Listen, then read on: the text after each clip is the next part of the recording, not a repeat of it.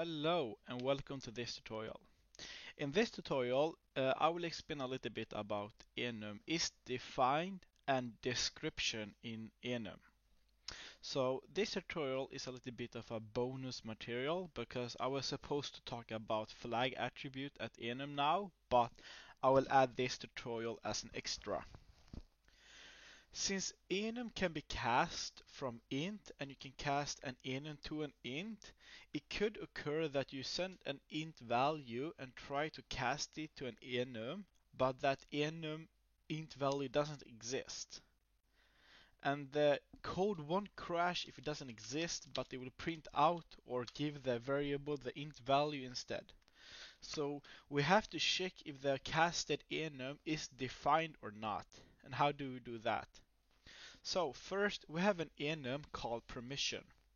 In this enum we have read permission, write permission, delete permission, and modify permission. And these permission have an int value 1, 2, 3, and 4. So if you take this enum, let's for example we go here and we say var we do permission perm equal permission. So we're gonna try to cast a int value to the permission, to the enum permission. So we're gonna take the enum 4. So 4 is representing modify. So if I try to run the program now, we will have perm is 0 because it's not defined yet. And when we do permission cast int 4 to permission, the variable perm will have the value modify, which is representing modify here. But what happens if we add a value 10, which is outside the enum int values here? So let's go up again and press F10. It will print out the value 10 to the variable perm. And this is not representing any values in this enum. So it's not representing read, write, delete, or modify. So if we get an int value, we have to check if, when we're casting it, if that enum is defined or not.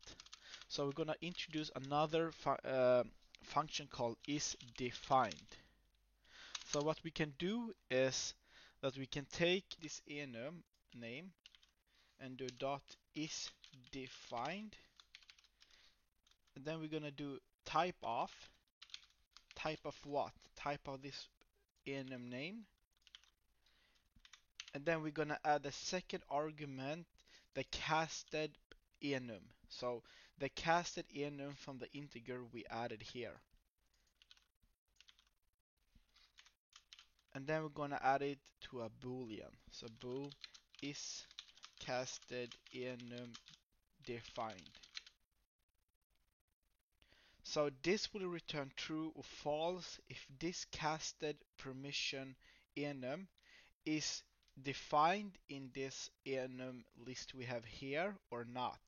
So if we add a 4 here instead, the integer is 4, and then we run the project, we see that the perm value has modified.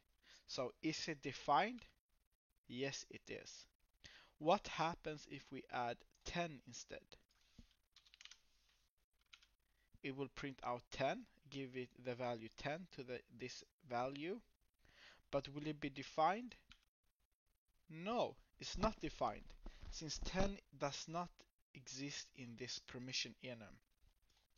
So that's one way to see when you're trying to cast an enum from int to enum if the enum is defined or not. Furthermore, if the readability of your enum is hard to understand, you can also add description to your enum. So if you want to inform the programmer what does read mean, you can do description, and then you add it is read description. And then you can also add it to write, delete, and modify. It is, let's do like this, read, delete, and modify description. but we need to add a library to this. We need to add system component model. So it got added here. So now when one of the programmers are trying to go to your enum and try to understand what does a read mean, they can read the description here. But do this only when you really need to do it, because this actually does not improve the readability of your enum. The only time you should use description is when your enum readability is really bad and it's hard to understand what the value means. Then you can add a description component. Alright, thank you for watching, and see you in the next tutorial.